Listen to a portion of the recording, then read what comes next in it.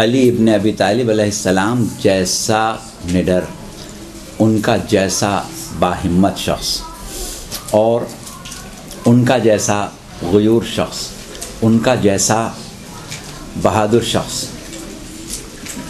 جس کو کسی اعتبار سے بھی کمزور نہیں کہا جا سکتا. یعنی اگر جیسے لوگ کہتے ہیں کہ بھئی قلت انصار تھی،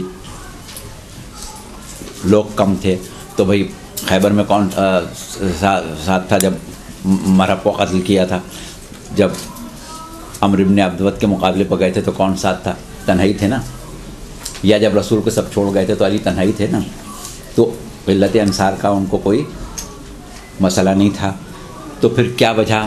تو اب وہاں پر بات یہی کی جاتی ہے کہ بھائی اگر حق ہوتا تو علی ضرور لے لیتے. اس کا مطلب یہ کہ شاید حق نہیں ہوگا، حق ہوتا تو بہرحال لے لیتے. اچھا، اب اس کے بعد ایک چیز اور ہے حق سے ہی متعلق. آپ نے حدیث سنی ہے، بہت مشہور حدیث ہے کہ آپ کے بارے میں فرمایا کہ حق علی کے ساتھ ہے، علی حق کے ساتھ ہے، اور پروردگار حق کو ادھر موڑ دے جدھر علی موڑ جائیں. اب بتائیں کہ یہ کیوں نہیں کہا کہ یا اللہ علی کو ادھر موڑ دے جدھر حق کو ادھر موڑ جدھر علی موڑ. تو اب یہاں پر یہ بات تو طے ہو گئی کہ اگر علی حق کے ساتھ ہیں اور حق علی کے ساتھ ہے، تو اب جب حق کا معاملہ آئے تو وہاں پر علی کو کوئی مزاحمت کرنا چاہیے. اچھا، لیکن سوال یہ ہے کہ حق علی کے ساتھ اور علی حق کے ساتھ ہیں تو کیوں؟ ایسا کیوں ہے؟ ایسا اس لیے ہے کہ دراصل حق کیا ہے؟ ہمیں پہلے ہی سمجھنا پڑے گا کہ حق ہے کیا. حق کیا ہے؟ حق وہ ہے جو خدائے عادل اور خدائے حکیم نے کسی معاملے کو طے کیا ہو، کسی چیز کو قرار دیا ہو، وہ حق ہے. مشیت خداوندی حق ہے، فیصلہ الہی حق ہے. اب کیوں کہ اللہ حق ہے، اللہ کا فیصلہ حق ہے، اللہ کا جو بھی اقدام ہے وہ حق ہے. تو اب جو کوئی اللہ کے اقدام سے سر منہ انحراف نہ کرے، جو اللہ کی مشیت سے انحراف نہ کرے، وہ ہمیشہ حق پر ہوگا. تو اس کا مطلب یہ ہوا کہ ہم جب یہ دیکھنا چاہیں کہ علی حق پر ہیں، علی حق کے ساتھ ہیں، تو ہمیں اس پیرائے کو اس تناظر میں دیکھنا پڑے گا کہ کبھی ایسا ممکن ہے کہ علی مشیت خداوندی سے انحراف کرے؟ کبھی یہ ممکن ہے کہ علی مشیت خداوندی کے خلاف ہو جائیں، دوسری طرف ہو جائیں؟ یہ تو کسی حال میں ممکن نہیں ہونا چاہیے. اچھا، اب اس کے بعد ہم تھوڑا سا آگے بڑھ رہے ہیں کہ جب بات یہ کہی جا رہی ہے کہ بھائی علی کا حق تھا تو علی نے کیوں نہیں لے لیا. اور ابھی کچھ عرصے پہلے ہم سے ایک صاحب نے وہاں ناروے سے ہی بتایا کہ بھئی وہ فلاں صاحب ہیں، ایک بہت بڑے عالم ہیں، اور انہوں نے ہم سے خود یہ کہا کہ بھئی تم خود بتاؤ کہ اگر تمہارے گھر میں کوئی دشمن گھس آئے اور تمہاری بیوی پر تشدد کرے تو تم کھڑے رہو گے کیا؟ دیکھتے رہو گے؟ کیسے ہو سکتا ہے کہ علی نے گوارا کر لیا؟ تو اس کا مطلب یہ نہیں ہوا، پھر سیدھی سی بات ہو گئی نا. اچھا، اب دیکھیے، ابھی ہم نے ایک جملہ کہا تھا، علی کو شیر خدا یا تو کہنا چھوڑ دو یا فاطمہ کو مظلومہ کہنا چھوڑ دو. علی کے ہوتے ہوئے کیسے فاطمہ پر ظلم ہو گیا؟ علی کیا کر رہے تھے؟ تو یہ چیز جو ہے اس کے اوپر ہماری اب یہ گفتگو ہوگی. اچھا، اب سوال یہ ہے کہ علی ایک حیثیت جو ہماری نظر میں ہے علی کی، وہ کیا ہے؟ ہم لوگوں کو یہ بتایا گیا کہ علی نے یوں مرحب کو قتل کیا، علی نے یوں انتر کو قتل کیا، علی نے یوں عمرو بن عبدود کو قتل کیا، علی نے یوں جنگ کی، علی نے یوں تلوار چلائی، علی نے یہ کیا، علی نے اس طریقے سے بہادری دکھائی، علی نے اس طرح شجاعت دکھائی. تو ہم لوگ یہ سمجھنے لگے کہ علی کوئی بہت بڑے پہلوان ہیں، علی کوئی ہیوی ویٹ چیمپئن ہے، جبکہ حقیقت یہ نہیں ہے. علی کو بہادر کہنا، علی کو نڈر کہنا، علی کو دلاور کہنا، علی کو باہمت کہنا، یہ سب علی کے مقام و مرتبے سے بہت پست ہے، بہت پست ہے. علی شجاع ہیں، اور شجاعت کا کمال جو ہے وہ صبر ہے. جو شخص صبر نہ کر سکے وہ شجاع نہیں ہوتا. شجاع جتنا بڑا شجاع ہوگا اتنا ہی بڑا صابر ہوگا. صبر، کمال صبر جو ہے وہ کمال شجاعت ہے. شجاعت مار دھاڑ یا غالب آنا، اٹھا دینا، پٹک دینا، وہ شجاعت نہیں ہے. شجاعت ہے اصل میں صبر، کہ صبر کے ساتھ مشیت پروردگار عالم کا تحفظ کرنا. جو اللہ چاہتا ہے، جو مشیت خداوندی ہے، اس پر ہم راضی بر رضا ہیں. اب ہمیں جتنی بھی اس کے لیے تکلیف اٹھانا پڑے، جتنا بھی ہمیں ظلم سہنا پڑے، ہم یہ حوصلہ رکھتے ہیں کہ ہم اس ظلم کو برداشت کریں گے. یہ سب سے بڑی شجاعت ہے، یہ سب سے بڑی شجاعت ہے. اچھا، اب صورتحال کیا ہے کہ ہم نے جیسا کہ کہا کہ علی حجت خدا ہیں، علی وصی رسول ہیں. اب جب علی وصی رسول ہیں، علی حجت خدا ہیں، تو ہمیں علی کے ہر اقدام کو اللہ کی سنت میں دیکھنا پڑے گا، اللہ کی سنت میں دیکھنا پڑے گا. اب چھوٹی چھوٹی مثالیں ہم دیں. مثال کے طور پر آپ سے کہا جائے کہ یا تو علی کو شیر خدا کہنا چھوڑ دو یا فاطمہ کو مظلومہ کہنا چھوڑ دو، تو آپ اس کے جواب میں کیا یہ نہیں کہہ سکتے کہ اللہ کو قادر مطلق کہنا چھوڑ دو یا ابلیس کو اللہ کا دشمن کہنا چھوڑ دو؟ یہ اللہ میں طاقت نہیں ہے.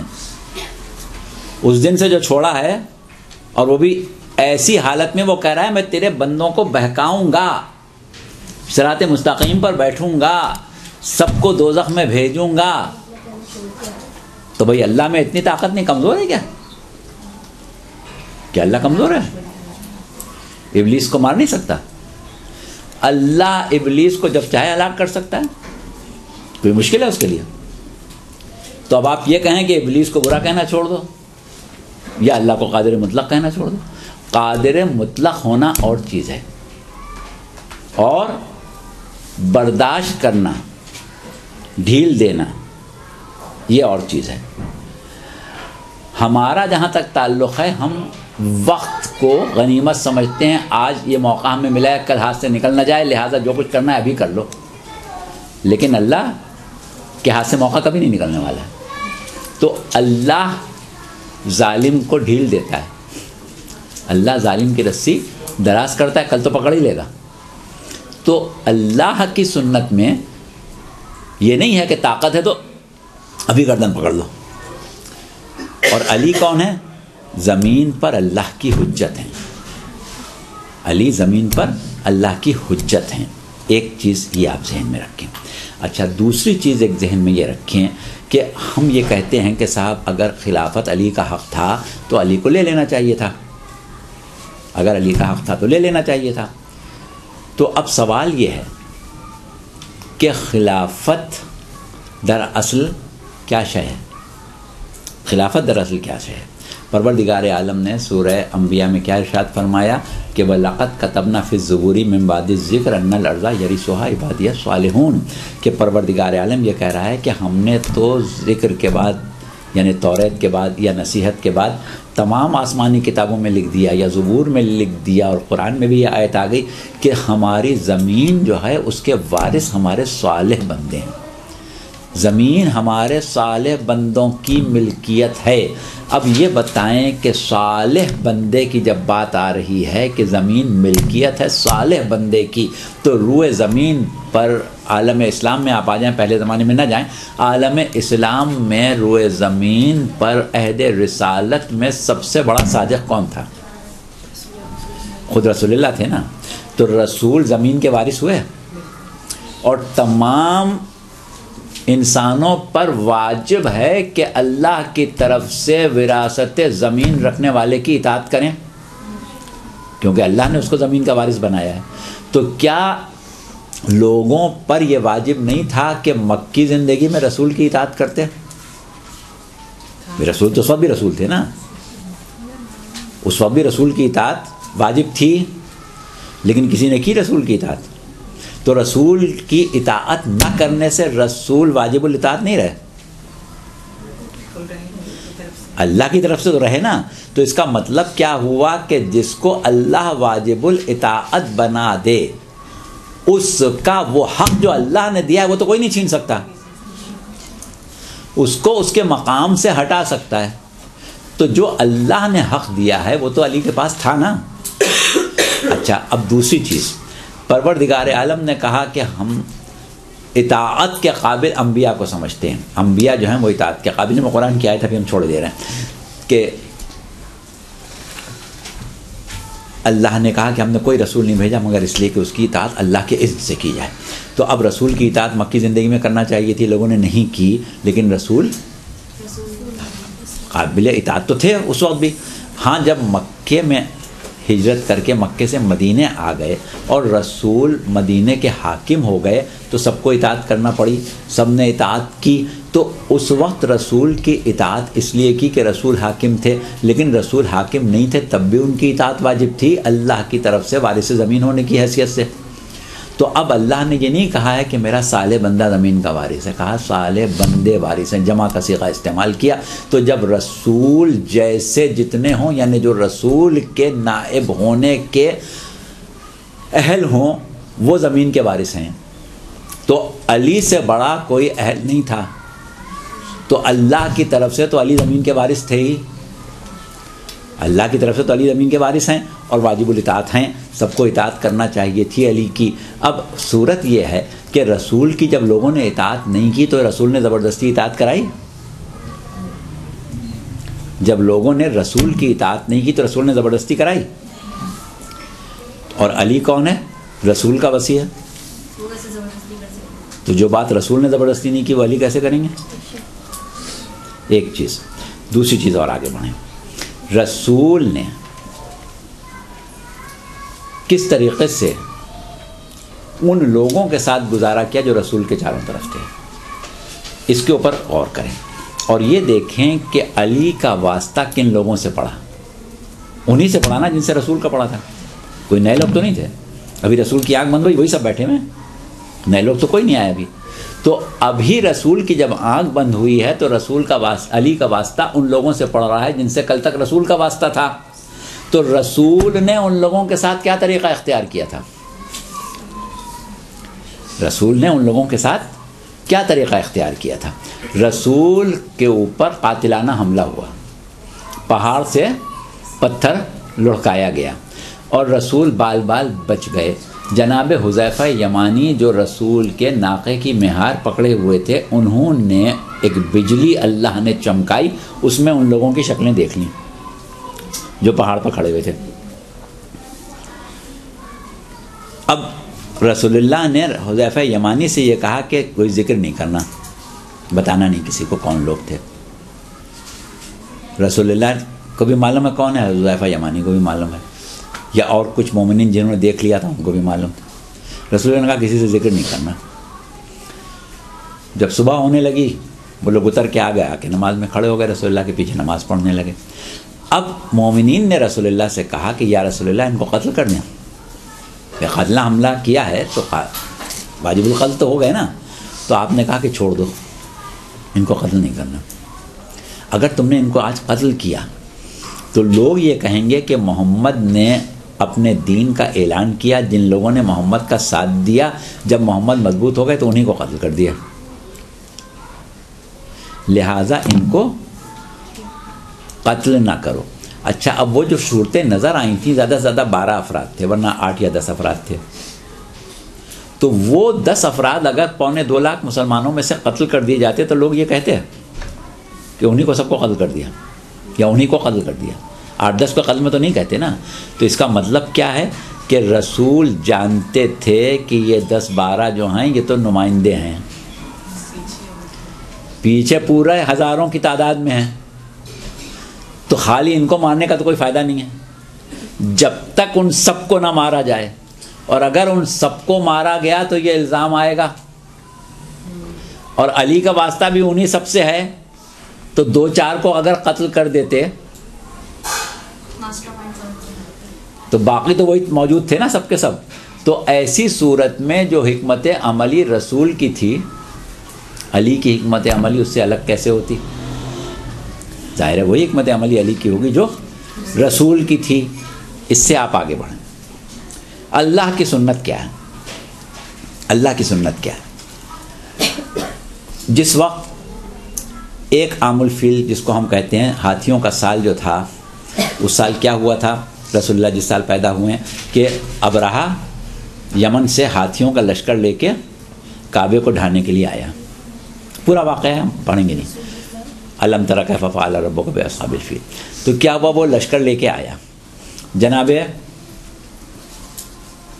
عبد المطلب کا زمانہ تھا، آپ کعبے کے ولی تھے، کعبے کے مجاور تھے، کعبے کے متولی. تو ایسی صورت میں آپ نے کہا کہ کعبے کا ایک رب ہے، وہ اس کی حفاظت کرے گا. اور جب وہ لشکر قریب آیا تو اللہ نے ابابیلوں کا لشکر بھیج دیا، اور اس نے کیا کیا کہ ان کو بھوسے کی طرح بنا دیا، جبکہ وہ زمانہ جو تھا کعبے میں بت رکھے ہوئے تھے. لیکن اللہ نے کی طاقت، اللہ کی قدرت، اللہ کی مصلحت کہ اللہ نے اس وقت ابرہہ کے لشکر کو بھوسا بنا دیا اور کعبے کے قریب نہیں آنے دیا. کعبے پر کوئی ایک ہاتھی بھی ٹکر نہیں مار سکا. لیکن بعد کربلا ابھی 2 سال گزرے ہیں، مسلم ابن عقبہ کو یزید نے بھیجا. یزید کی فوجیں آئیں اور ایک دفعہ پہلے مدینے کو تاراج کیا اور اس کے بعد مکے کی طرف بڑھیں عبداللہ ابن زبیر کو گرفتار کرنے کے لیے، اور اس کے بعد انہوں نے منجنیقوں سے آگ بھی پھینکی، گولے بھی پھینکے، پتھر بھی پھینکے اور کعبے کو پورا منہدم کر دیا. اب اللہ کی قدرت کہاں گئی؟ اب کیوں نہ ابابیل کا لشکر آیا؟ وہ خدا جس نے کل ابرہہ کے لشکر کو برباد کر دیا تھا، آج یزید کے لشکر کو کیوں چھوڑ دیا؟ اب اللہ کی سنت سمجھیں. وہ مسلم ابن عقبہ جو مصرف ابن عقبہ تاریخوں میں لکھا گیا، اس نے یہ کہا کہ میں کعبے کو منہدم کرنے پر ذرہ برابر شرمندہ نہیں ہوں، نہ میں اس کو جرم سمجھتا ہوں، اس لیے کہ اللہ نے قرآن میں حکم دیا ہے کہ اطیعوا اللہ و اطیعوا الرسول و اولی الامر منکم. اللہ کی اطاعت کرو، رسول کی اور اولی الامر کی اطاعت کرو. یزید میرا اولی الامر ہے، میں نے اس کے حکم کی اطاعت کی. میں اللہ کے سامنے کہہ سکتا ہوں کہ تو ہی تو حکم دیا تھا اولی الامر کی اطاعت کا. تو کیا ہوا کہ یزید میں اور ابرہہ میں اللہ نے فرق کیا. کیوں کیا؟ اس پر ہم اس پر بحث نہیں کر رہے ہیں. یزید میں اور ابرہہ میں، یا مسلم ابن عقبہ میں اور ابرہہ میں اللہ نے فرق کیا. علی ہیں حجت خدا. وہ مرحب و انتر میں اور اہل ثقیفہ میں فرق نہیں کریں گے. مرحب و انتر کو قتل کرنا اور ہے، اہل ثقیفہ کو قتل کرنا اور تھا. ایک چیز، اس سے آگے بڑھیں. علی وہ ذات ہیں کہ جو اللہ کی رضا کے لیے، اس کی مصلحت کی، اس کی سنت کی حفاظت کے لیے ہر ظلم برداشت کر سکتے ہیں. یہی ملکہ صبر ہے علی کا کہ علی ہر ظلم برداشت کر سکتے ہیں. اب آپ یہ بتائیے کہ علی نے 25 سال تک صبر کیا اور اس کے بعد تیسری خلافت جب ایک مرتبہ ناکام ہو گئی اور خلیفہ کو قتل کیا مسلمانوں نے، بہت بڑی اکثریت نے مسلمانوں کی. مسلمان یہ کہتے ہیں کہ جہاں پر مسلمانوں کا اجماع ہو جائے، امت کا اجماع ہو جائے، وہ چیز حق ہوتی ہے. اور ایسی حق ہوتی ہے کہ قرآن بھی آیت پیچھے رہ جاتا ہے، رسول کا قول بھی پیچھے رہ جاتا ہے. اور مسلمانوں کے اجماع سے ہی ثقیفہ قائم ہوا تھا، انہی کے اجماع سے ثقیفہ کی حکومت قائم ہوئی تھی. آج وہ سب مل کے ثقیفہ کے تیسرے چہرے کو رد کر رہے ہیں. تو یہ قتل خلیفہ نہیں تھا، قتل ثقیفہ تھا.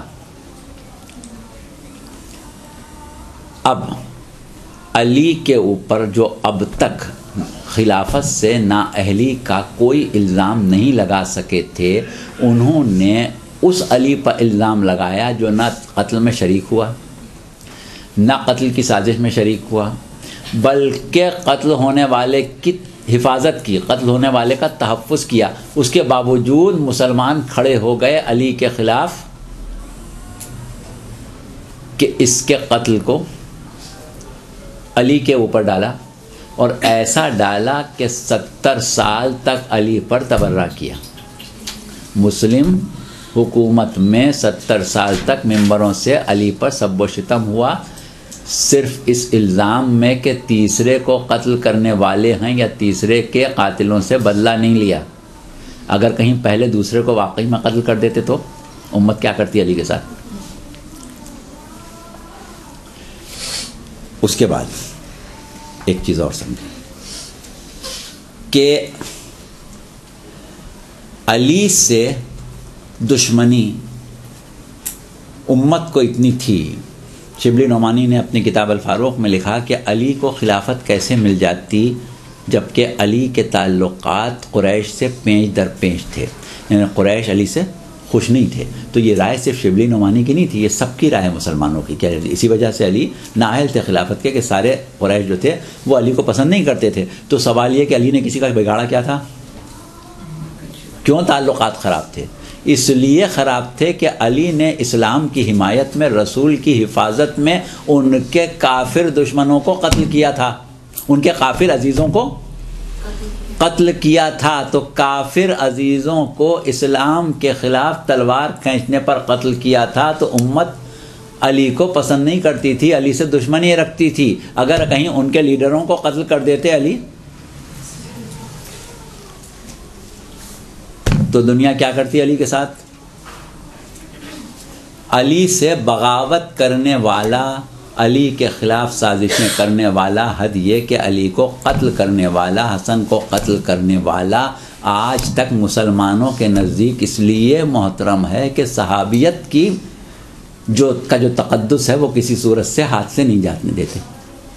اگر اس باغی نے پہلے یا دوسرے کے خلاف بغاوت کی ہوتی تو مسلمان اس کی صحابیت کو دیکھتے ہیں. سعد ابن عبادہ، مالک ابن نویر اور ایسے افراد ہیں کہ جنہوں نے پہلے یا دوسرے کے خلاف آواز اٹھائی تو آج تک ان کی صحابیت جو تھی اس کا تقدس کہیں نظر نہیں آتا. جس نے علی کے خلاف بغاوت کی اس کی صحابیت کا تقدس ہی ختم نہیں ہوتا. تو امت علی کے ساتھ کیا کرتی؟ اور پھر علی نے اگر خاموشی اختیار کی تو اس خاموشی کی ظاہری جو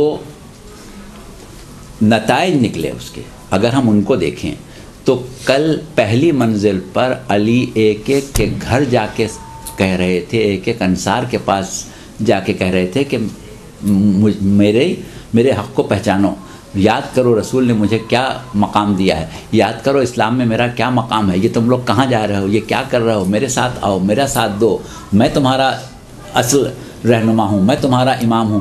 تو کسی کے کان پر جوں نہیں رینگی تھی. اور جب تیسری منزل پر وہ ساری عمارت گر گئی تو لوگوں نے علی کو اس طرح گھیر لیا کہ سوائے علی کے بیعت کرنے کے کوئی راستہ ہی نہیں تھا. علی بیعت لے لو، علی بیعت لے لو، علی بیعت لو. کل علی کی بیعت نہیں کر رہا تھا، آج سب علی کی بیعت مانگ رہے ہیں علی سے.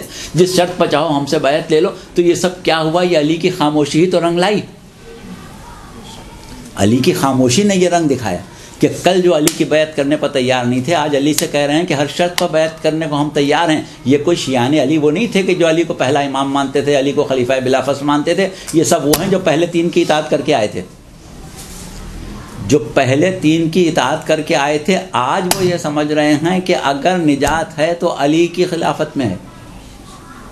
تو یہ علی کی خاموشی تو رنگ لائی. اگر علی کی خاموشی رنگ نہ لاتی تو یہ صورتحال کیسے پیدا ہوتی؟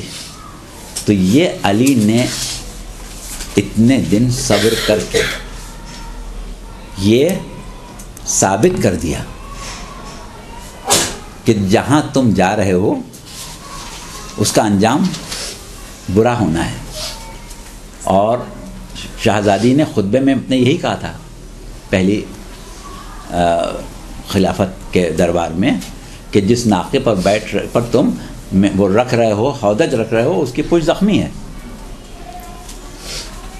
اور یہ بنیاد جو تھی یہ آخر منہدم ہونا تھی. اور آخر کار لوگوں کو احساس ہونا تھا، اور جب احساس ہوا تو یہ بھی احساس ہوا کہ یہ اگر ہم کوئی تبدیلی چاہتے ہیں تو وہ علی کے ہی ذریعے آ سکتی. تو اتنا زیادہ علی کا خاموش رہنا جو تھا اس کا بہترین نتیجہ تو دنیا نے اسی وقت دیکھ لیا کہ کیا صورتحال پیدا ہوئی. اور اس کے بعد ایک چیز اور ہے کہ پروردگار عالم نے سورہ عنکبوت کی پہلی دوسری آیت آپ پڑھ لیں. بسم اللہ الرحمن الرحیم، الف لام میم، احسب الناس ان یترکوا ان یقولوا آمنا وہم لا یفتنون، کہ کیا لوگوں نے یہ سمجھ لیا کہ وہ صرف کہہ دیں گے کہ ہم ایمان لائے تو ہم ان کو آزمائش میں نہیں ڈالیں گے. اور جس وقت یہ آیت نازل ہوئی تو رسول اللہ نے کہا کہ لوگوں کا آزمائش میں ڈالا جانا بہت ضروری ہے، کیونکہ میرے بعد یہ فیصلہ کیسے ہوگا کہ سچا کون ہے اور جھوٹا کون ہے.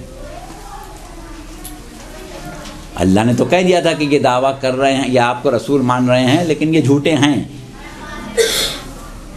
اللہ کہہ رہا ہے کہ وہ ایمان لا کے کافر ہو گئے، بظاہر تو کوئی کافر نہیں ہوا، تو پتہ کیسے چلے کہ کون کافر ہوا؟ جب تک کہ علی ایسا کوئی فعل انجام نہ دیں کہ امت آزمائش میں پڑے. اور ایک حدیث بڑی مشہور ہے، ہم اب اس کے حوالے ہمارے پاس سب سے اب چھوڑے دے رہے ہیں، کہ ایک شخص نے سوال کیا تھا چھٹے امام سے